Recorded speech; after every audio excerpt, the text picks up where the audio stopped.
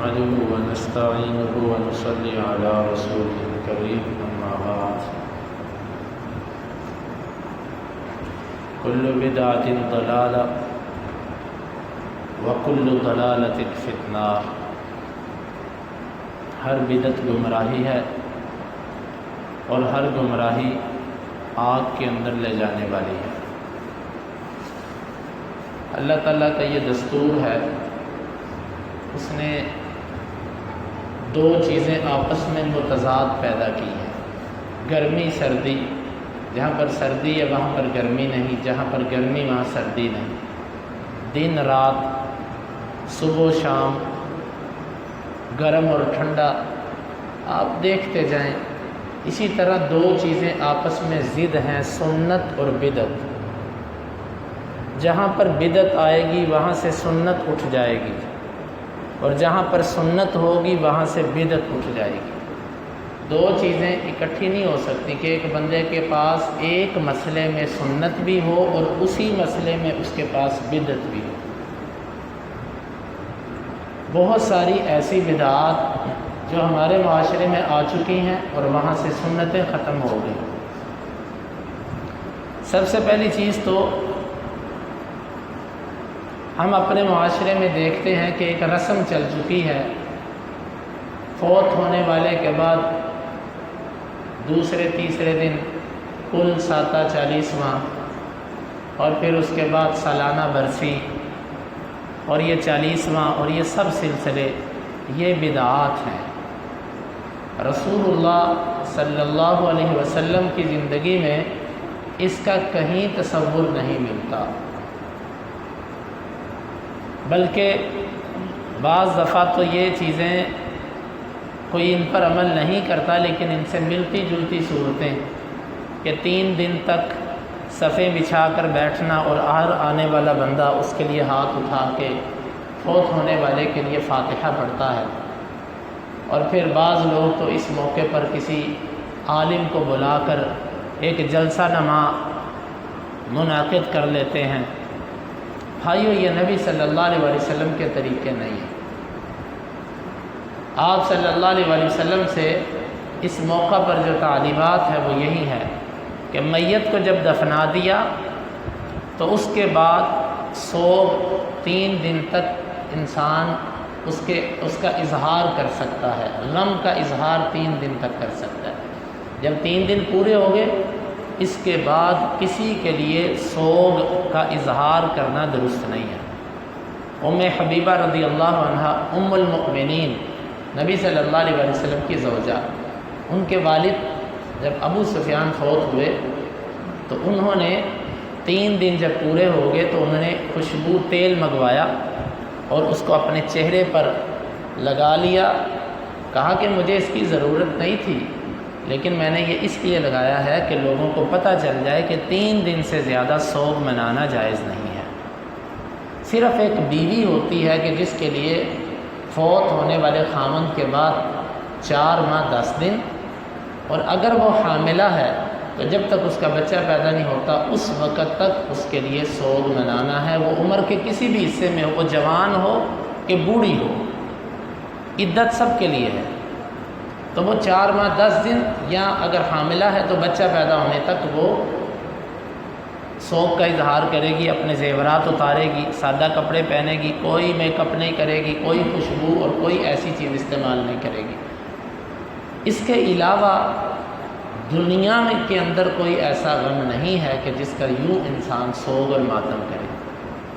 لیکن ہم دیکھتے ہیں کہ صدیاں گزر گئیں، ابھی تک ہمارے معاشرے کے اندر یہ چہلم کے نام پر اور ماتم کے نام پر کچھ ایسی رسومات کو زندہ کیا گیا ہے کہ جن کے پیچھے بہت بڑے افسانے ہیں، بہت بڑے جھوٹ ان کے پیچھے کھڑے کیے گئے ہیں۔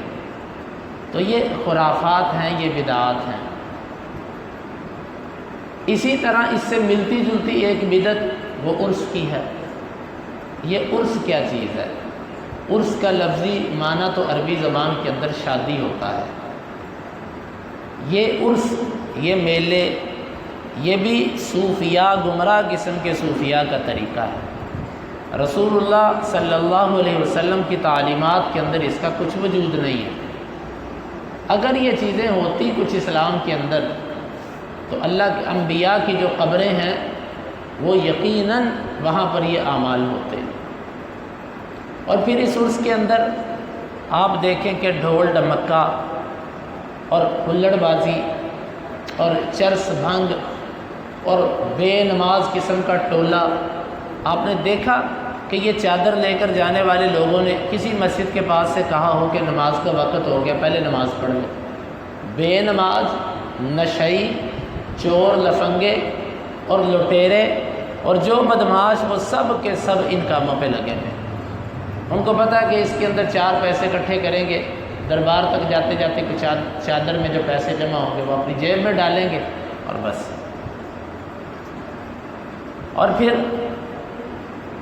وہاں پر قوالی، یہ سب کے سب امور ایسے ہیں کہ جو اسلام کے صریح متصادم ہیں، ان کا وجود اسلام کے اندر نہیں ہے۔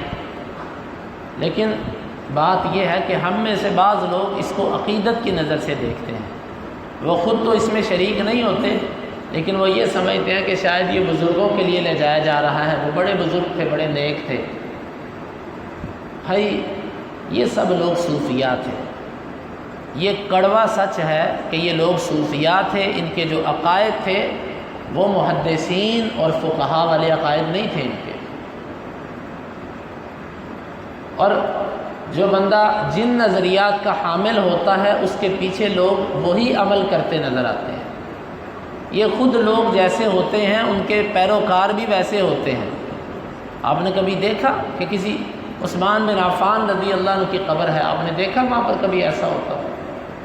رہی بات علی رضی اللہ عنہ کی، حسن و حسین کی، تو یقیناً ان میں سے تینوں کی قبریں کسی کو پتہ ہی نہیں کہاں۔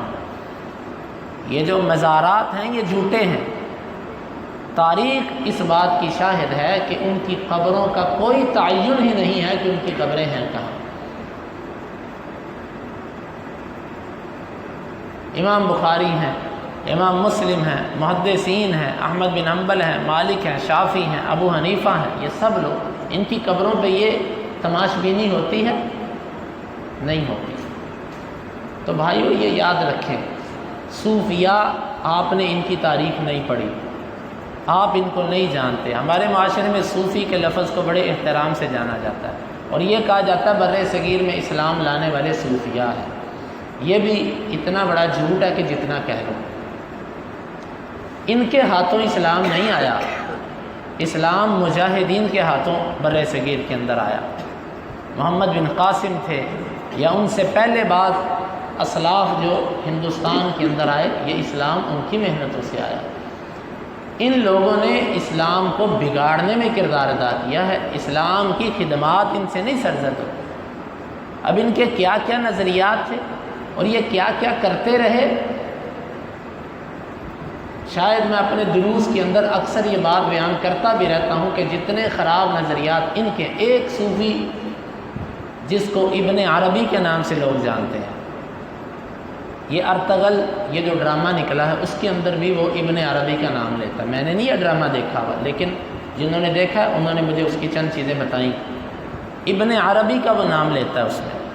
اب ابن عربی کون تھا؟ یہ وہ صوفی تھا جو کہتا تھا میں اللہ ہوں، اور یہ سارے صوفیاء اس کو یوں مانتے ہیں کہ جس طرح محدثین امام بخاری کو مانتے ہیں، یوں اس کا صوفیاء کے اندر احترام ہے۔ شیخ اکبر اس کو کہا جاتا ہے، بڑا شیخ۔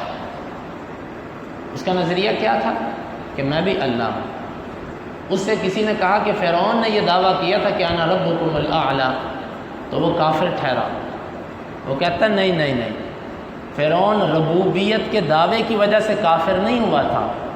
اچھا بتاؤ کس وجہ سے ہوا تھا؟ وہ کہتا وہ تو صرف اس لیے کافر ہوا تھا، وہ کہتا تھا میں اکیلا رب ہوں۔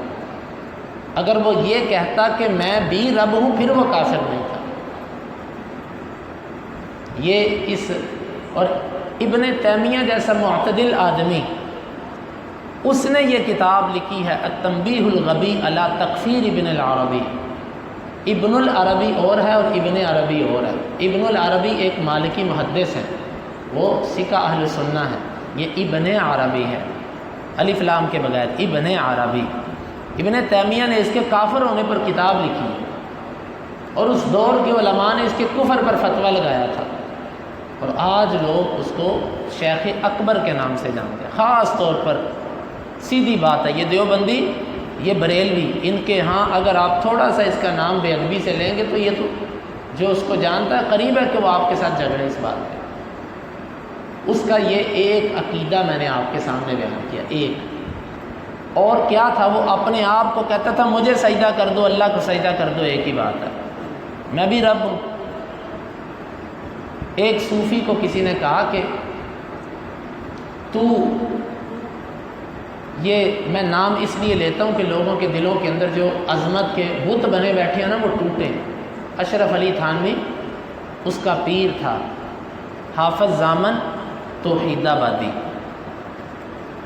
یہ ملفوظات کے اندر اشرف علی تھانوی نے خود واقعہ نقل کیا۔ اس کی کچھ مرید تھی غلط عورتیں، یہ جو بازاری عورتیں ہوتی ہیں، وہ کسی جگہ پہ گیا، ساری مریدنیاں ملنے آئیں، ایک نہیں آئی۔ اس نے کہا کہ وہ فلانی نہیں آئی، انہوں نے کہا کہ بلا کر لاتے ہیں، بلا کر لائے۔ اس نے کہا کہ بھی تو کیوں نہیں آئی؟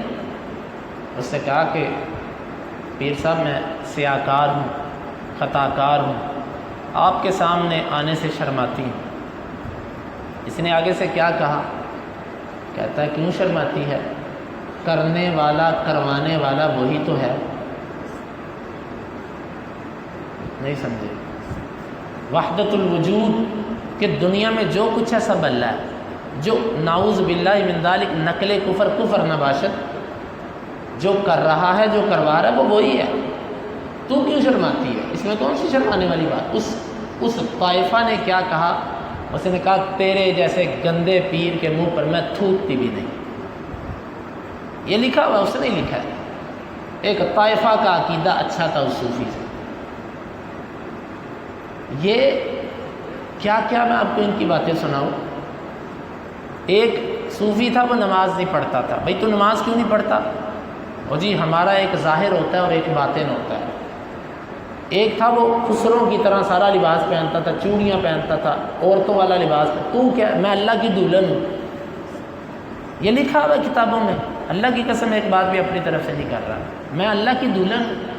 لوگوں نے اس کو کہا تو جو بھی ہے تو نماز پڑھا کر۔ لوگوں نے اس کی زبردستی ایک دفعہ کڑے کوڑے اتروائے اور اس کو مردوں والا لباس پہنوایا، آسمان پر عذاب آ گیا۔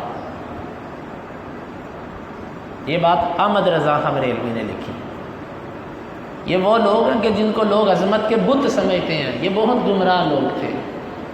بھائیو، عقیدہ اگر نہیں تو اللہ کی قسم کوئی عمل قبول نہیں ہے۔ اور ایک بات یاد رکھیے گا، جن کے عقیدوں میں بگاڑ ہے، جس کے دل میں ان کے لیے نرمی ہے، وہ کل قیامت کو اللہ کو جواب دہ ہے۔ ایک خراب عقیدے والا شخص ہے، آپ کا عقیدہ خراب نہیں ہے لیکن آپ اس کے ساتھ نرمی کرتے ہیں، اور نہیں جی نہیں ایسے سخت موقف نہ رکھو ان کے بارے میں، ایسے آپ لوگ تنگ نظر ہیں۔ میں تنگ نظر نہیں، میرا یہ نظریہ ہے کہ جس مسئلے میں حدیث موجود ہے نا، ایک بندہ اگر دو طرح کی حدیث ہے، ایک صحیح ہے ایک ضعیف ہے، ایک ضعیف کو پکڑ لیتا ہے، کہتا ہے جی میرے نزدیک صحیح ہے، یقین مانے میں اس پر رد نہیں کرتا، اتنا میں اس سے بغض نہیں رکھتا، میں کہتا ہوں ٹھیک ہے اس کو خطا لگی ہے۔ لیکن ایک بندہ ایسا عقیدہ پکڑتا ہے جس کا نہ قرآن میں ذکر ہے نہ حدیث میں ذکر ہے، ایسی چیز پکڑتا ہے جس کا نہ قرآن میں ذکر ہے نہ حدیث میں، اس کے لیے میرے دل میں محبت کا ایک لمحہ بھی نہیں ہے۔ کس وجہ سے؟ میرا ذاتی اس سے کوئی اناد نہیں، صرف دین پر غیرت کی وجہ سے، کہ یہ کون ہوتے ہیں اللہ کے دین کے اندر نئی چیز لے کر آنے والے۔ بھائیو، جہاں پر بدعت آتی ہے وہاں سے سنت اٹھ جاتی ہے۔ یہ لوگ، ان کی وجہ سے دین کے اندر یہ خرابیاں آئیں اور سنتیں اٹھ گئیں۔ اب لوگ اصل دین سے دور ہو گئے اور یہ خرافات معاشرے کے اندر باقی رہ گئیں۔ آپ دیکھو یہ عرس پر جانے والے لوگ اور یہ چہلم منانے والے لوگ، ان میں کوئی دیندار ہوتا ہے؟ ایک سال بعد ان کو یہ کہا جاتا ہے کہ تم ایک عرس کر لو، ایک میلاد منا لو، ایک چہلم کی مجلس میں آ جاؤ، بس تم بخشے گئے، تمہارے زندگی کے سارے گناہ بخشے گئے۔ یہ بدعات ہیں اور شرکیات ہیں جنہوں نے معاشرے کو تباہ کر کے رکھا۔ بات کرنے کا مقصد یہ ہے کہ ہم اگر ان کو روک نہیں سکتے تو اپنے دلوں میں ان سے نفرت رکھیں۔ اگر دل میں اس سے نفرت بھی نہیں آتی تو مطلب ہے ایمان نہیں ہے، کیونکہ دل میں نفرت ذالک اضعف الایمان، یہ ایمان کا سب سے کمزور درجہ ہے، اور اس کا مطلب ہے اگر ان کو دیکھ کر نفرت بھی نہیں آتی تو کمزور درجہ بھی ختم ہو چکا ہے، ایمان ہے ہی نہیں دل کے اندر۔ تو بھائیو دوستو، سنت کو ہم تھامے رکھیں، کہیں بدعات ہمارے اندر داخل نہ ہوں۔ دو باتیں اور کر کے بات ختم۔ نبی صلی اللہ علیہ وسلم نے ہر مجلس کے کفارے پر ایک دعا بتلائی کہ جب بھی کسی مجلس سے اٹھو تو یہ دعا پڑھو، سبحانک اللہم ربنا وبحمدک اشہد ان لا الہ الا انت استغفرک واتوب الیک۔ اس کو کہتے ہیں کفارہ مجلس کی دعا، کہ جو تم نے مجلس میں بیٹھ کر بات کی، اگر اس میں کوئی گناہ والی بات تھی تو اللہ تعالیٰ تمہارے گناہ کو معاف کر دے گا، اگر اس میں کوئی نیکی والی بات تھی تو اللہ اس کو مہر لگا کے محفوظ کر دے گا، کل قیامت کے دن وہ سیل پیک مہر والی نیکی تمہیں دی جائے گی۔ یہ اس دعا کے فائدے ہیں۔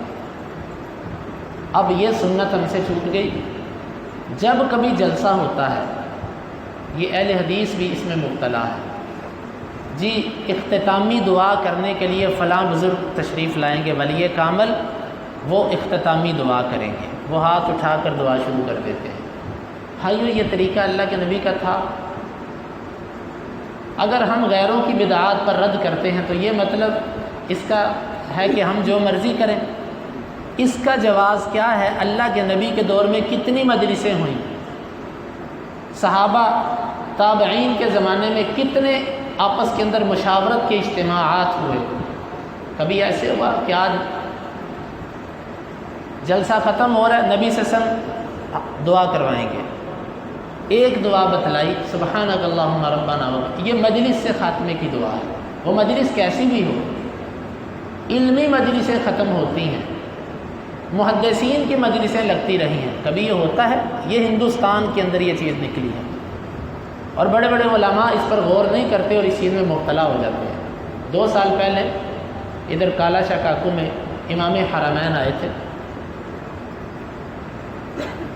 میں جمعہ پڑھنے کے لیے ان کے پیچھے گیا، یہ سارا منظر میں نے اپنی آنکھوں سے دیکھا۔ جب انہوں نے جمعہ پڑھایا، فارغ ہو گئے، تو ہماری جماعت کے امیر، نائب امیر، ناظم اعلیٰ، یہ سب امام صاحب کو کہنے لگے کہ جی دعا کروائیں۔ یہ منظر میں دیکھ رہا ہوں، امام صاحب کرسی پہ بیٹھے، یہ دونوں بزرگ اٹھ کے اس کے پاس گئے ہیں، اس کو کہتے ہیں دعا کروائیں۔ وہ آگے سے اشارہ کر رہا ہے کہ کون سی دعا؟ اس کو کہہ رہے ہیں کہ جلسے کے اختتام کی دعا۔ اس نے کہا وہ کیا ہوتی ہے؟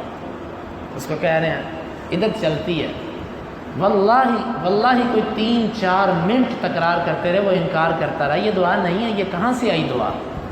اللہ کے نبی نے جو دعا بتلائی ہے سبحانک اللہم ربنا وبحمدک اشہد ان لا الہ الا انت استغفرک واتوب الیک، یہ دعا ہے۔ یہ لگے رہے بیچارہ، اس نے مجبور ان کو 2 کلمات مائک پر بول دیے۔